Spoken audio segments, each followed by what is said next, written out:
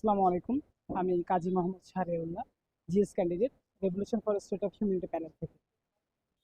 আমাদের ইশতেহারের অন্যতম প্রধান বিষয় হচ্ছে যে চাকসুর যে ক্ষমতা সেটা মূলত ফেরায় আনা।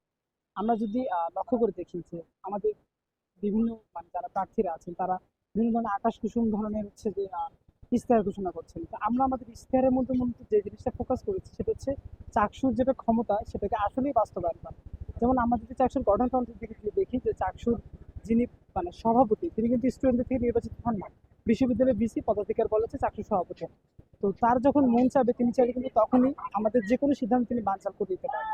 এবং আমাদের চাকসুর যারা ক্ষমতাসীন বিশেষ করে সহ সভাপতি জিএস যারা হন আর কি নির্বাচিত, তাদের হাতে আক্ষরিক অর্থে কোনো ধরনের পাওয়ার কিন্তু থাকে না। তো আমাদের মূল লক্ষ্য উদ্দেশ্য হচ্ছে আমাদের চাকসুর যারা যারা হচ্ছে যে ক্যান্ডিডেট যারা হবেন, যারা হচ্ছে নির্বাচিত হয়ে আসবেন, তাদের যে ক্ষমতার জায়গাটা সেটা বৃদ্ধি করা, তাদের কাজের পরিধি যেন আমরা বৃদ্ধি করতে পারি সেই লক্ষ্যে আমরা মধ্যে কাজ করব। আর আমাদের অন্যতম মানে ইশতেহার হচ্ছে যে আমরা চাকসুর যে সভাপতি সেখানে হচ্ছে স্টুডেন্ট ক্যাবিনেট থেকে আমরা হচ্ছে চাই যে সেখানে স্টুডেন্ট প্রতিনিধি হচ্ছে নির্বাচিত হওয়ার মাধ্যমে আসবে। এর পাশাপাশি আমরা দেখি যে আমাদের মানে বিশ্ববিদ্যালয়ের মানে রাজনৈতিক নেতাদের একটা বৈশিষ্ট্য হচ্ছে বিভিন্ন সমস্যাকে হাইলাইট করে স্টুডেন্টের সেন্টিমেন্ট নিয়ে রাজনীতি করে যাওয়া। আমরা যদি দেখি যে বিশ্ববিদ্যালয়ে যত ধরনের সমস্যা আছে, পরিবহন সমস্যা, আবাসন সমস্যা, খাদ্য সমস্যা, নিরাপত্তার সমস্যা, প্রত্যেকটা সমস্যাই কিন্তু আসলে কৃত্রিম সমস্যা। এগুলো কিন্তু কোনোটা আসলে থাকার কথা না। যথেষ্ট পরিমাণ বাজেট বিশ্ববিদ্যালয়ে আসে, কিন্তু এগুলো প্রপার বাস্তবায়ন না হওয়ার কারণে এই কৃত্রিম সমস্যাগুলো রয়ে যায়। এখন প্রশ্ন হলো এই কৃত্রিম সমস্যাগুলো আসলে কেন থাকে?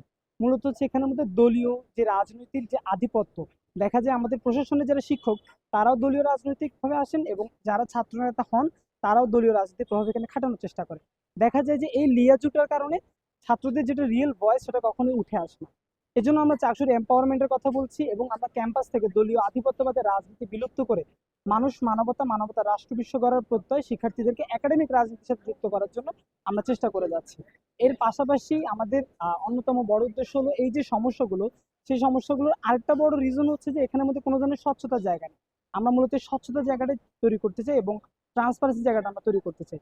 আশা করি এইভাবেই হচ্ছে যে আমরা মূলত চাকসুর যেটা বেসিক সেটা আমরা স্টার্ট করতে চাই এবং চাকসুকে একাডেমিয়ার মধ্যে অন্তর্ভুক্ত করতে চাই। এই যে চাকসু নিয়ে এত হাইপ, এত ওভার ওয়েট, হ্যাভি ওয়েট এই ধরনের কথাবার্তাগুলো দেখা যায়, এই টার্মটাকে বিলুপ্ত করে এটা রেগুলার একটা একাডেমিক কার্যক্রম, যেভাবে আমি প্রতি বছর বছর পড়াশোনা করি, পরীক্ষা দেই, ক্লাস অ্যাটেন্ড করি, ঠিক একইভাবে চাকসুটাকেও একটা স্বাভাবিক কার্যক্রমের মধ্যে নিয়ে আসতে চাই। এর মাধ্যমে মূলত শিক্ষার্থীদের যেটা প্রপার ভয়েস সেটা অটোমেটিক রেজ হবে আর বছরের পর বছর এই সমস্যাগুলোকে দেখিয়ে রাজনীতি করার প্রয়োজন হবে না। এই মেন্টাল সমস্যাগুলো আমরা সমাধান করতে চাই, এই লক্ষ্যে মূলত আমাদের ইশতেহারগুলো। এর পাশাপাশি সমস্যাগুলো সমাধান করার জন্য প্রত্যেকটা ক্ষেত্রেই আমাদের কিছু প্রাথমিক এবং কিছু চূড়ান্ত ধরনের সমাধান আমরা দিয়েছি। আমাদের ইশতেহারগুলো যদি বিশ্লেষণ করে দেখেন সেখানের মধ্যে প্রতিটা জিনিসেরই আমরা এইভাবে করে আমরা সমাধান করার চেষ্টা করেছি।